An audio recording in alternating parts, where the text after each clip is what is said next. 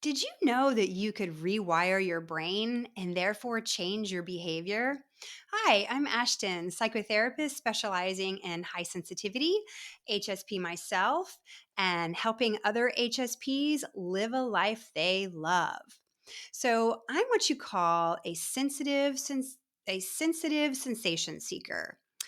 And that's a term I learned from psychologist Tracy Cooper, who draws upon the work of Marvin Zuckerman quite a bit, who basically coined or did significant amount of research in the sensation seeking trait.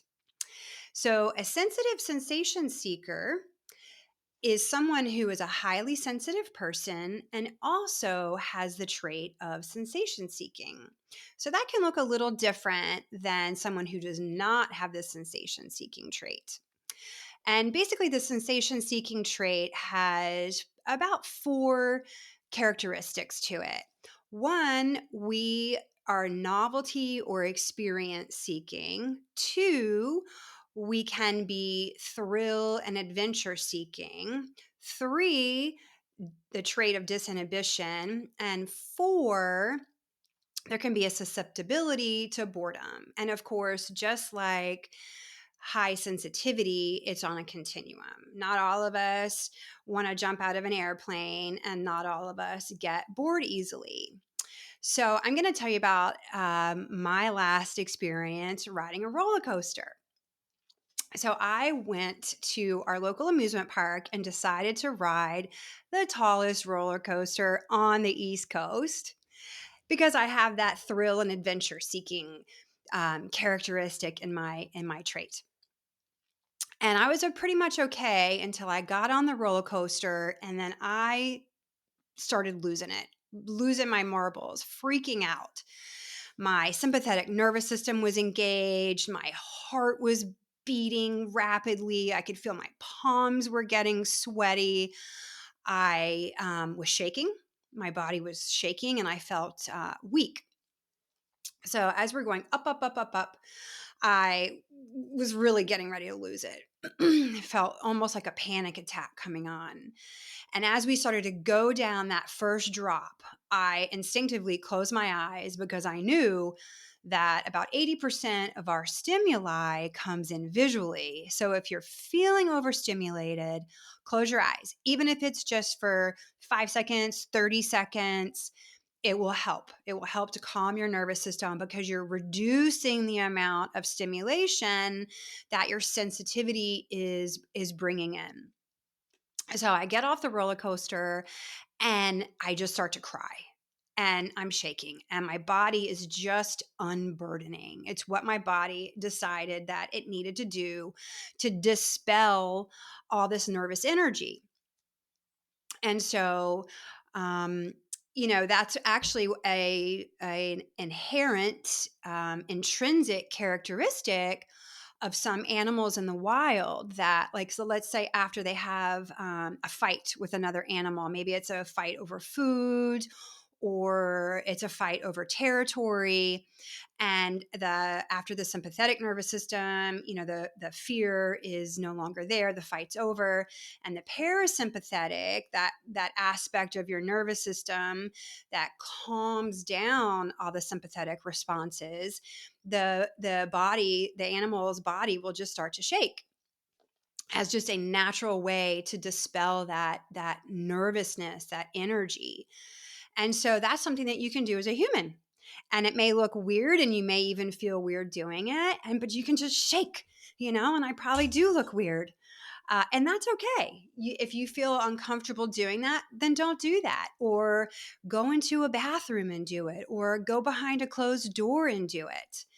But just shaking your nervous system can help dispel some of that nervous energy. I actually have a chi machine, and it's a machine where you lay on the floor and you put your legs in a machine that just gently sways you back and forth like this. And it soothes and calms your nervous system. And if you think about it, we rock our babies. We naturally, instinctively know that to soothe a baby, we rock a baby. So that's one technique and one tool that you can use. This particular day, this is an example of don't do as I did. So I got off the roller coaster and my friends were there, my husband was there, and we said, let's get a glass of wine. So I went and I had a glass of wine, no big deal. But here's where it can get tricky. This is where the rewiring of the brain comes in. If you repeat a pattern of either thought, feeling, or behavior, so let's say that I did that every single time I was upset or my nervous system was overstimulated, I reached for a glass of wine, then I would create these neural networks in my brain that would rewire and get stronger every time that I repeat that same pattern. It's actually called Hebb's law. Neurons that fire together wire together.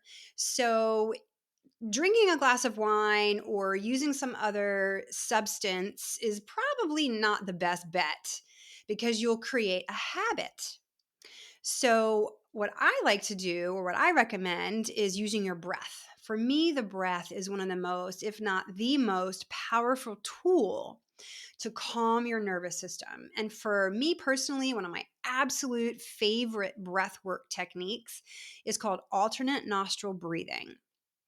And I'll put a description or a link in the notes so that you can review it at your leisure. So what you're going to do is you're going to use these two fingers, your thumb and your ring finger, and you're going to be sealing off alternate nostrils. So we'll start with the using your thumb and sealing off the right nostril, and you'll inhale left, switch, exhale right. Then you pause at the end of the exhalation, and then you inhale that same nostril. So inhale right, switch, exhale left.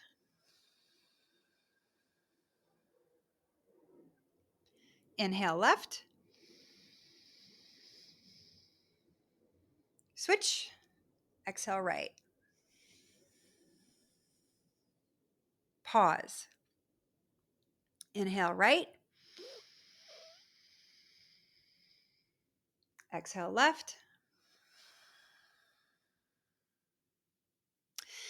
And if you're trying to engage the parasympathetic nervous system, again, that part of the nervous system that says roller coaster ride is finished, bear has gone away, then you want to pause at the end of your exhalation. That helps to soothe and calm the nervous system. So remember, every time you repeat a pattern, whether it's a thinking pattern, a feeling pattern, or a behavioral pattern, you strengthen that neural network. And if you want to rewire your brain and create a different neural network, then you have to do something different.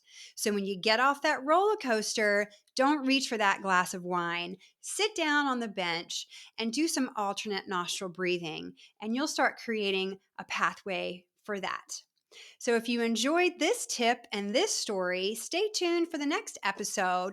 Leave a comment below. Let me know what you think about that alternate nostril breathing, and we'll see you in the next episode.